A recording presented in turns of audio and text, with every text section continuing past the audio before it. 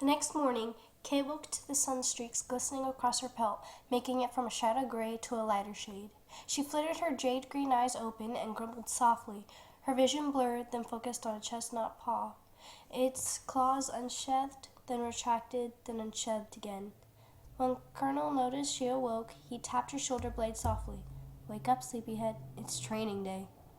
He spoke softly, his voice clinging into the air like silk and honey combined. "Huh?" She then widened her eyes and gasped. "Oh my gods, you're right." She dashed out of her cave and bounded over to the creek, where the other female wolves waited, letting the dust blow out of their fur. Caesar sat by, embracing the she-wolf's fur comments at him. Kate rolled her eyes and patted in, letting the cool water bristle through her pelt. "Hey, Caesar," she called. "Why are you up so early?" "Back off, Kate. You know you're not allowed near him, so shoo, pest, shoo." Kate's rival, Alexis, smirked evilly at her and turned to Caesar, whom was staring in the direction of Kate. She turned and blinked profusely to keep from tears overflowing from her eyes. Alexis giggled with the other she-wolves and stared at him. "Why don't you go hunt for me, Caesar?" She made a fake pouty face to him. "Get it for yourself, Alexis, because just like that, you'll need to get a life for yourself, too." He gazed at the sky as he spoke and seemed to struggle with his words a bit. What? You can't! You don't! Ugh!" She growled. Caesar patted to Kate and then sat by her.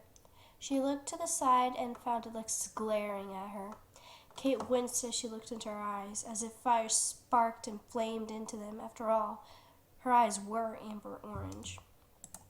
"You'll pay for this, Kate," she snarled, her dull fangs baring. She patted out of the water and shook her pelt, making it puff up. She glanced at her posse, and they rushed to her, patting down her fur. Kate wanted to yell loudly, "Oh yeah?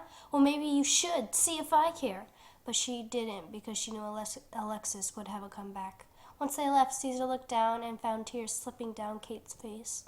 He frowned. "Hey, what's up? I thought you were the brave one." She chuckled a small chuckle and pressed his nose to her forehead, smiling.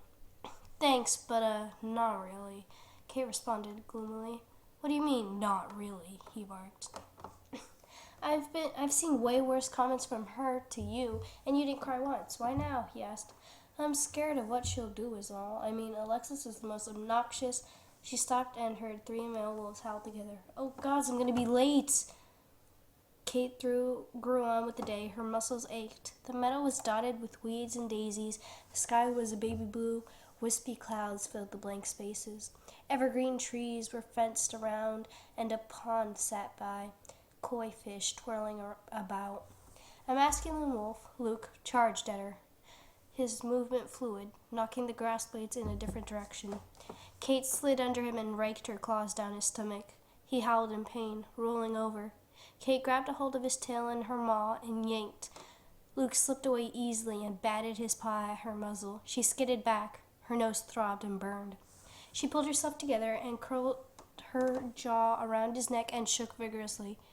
He counterattacked by scraping his claws down her throat. She howled in pain. Then everything slowed. Next thing she knew, her claws were in his chest, and she was bashing him against the ground. Someone had pulled her off. Her vision cleared, and she looked up. Toby was above her, tears swelling in his eyes. Voices were unmuted, and Toby was screaming, "Kate, stop! Wake up! What is wrong with you? Kate!" She was dazed. "Huh?" Toby let her go, hatred expressed all over him. She looked to her side. A light gray wolf was laying there, not moving. His blue eyes glistened softly, blood dripping from his maw. Luke was dead.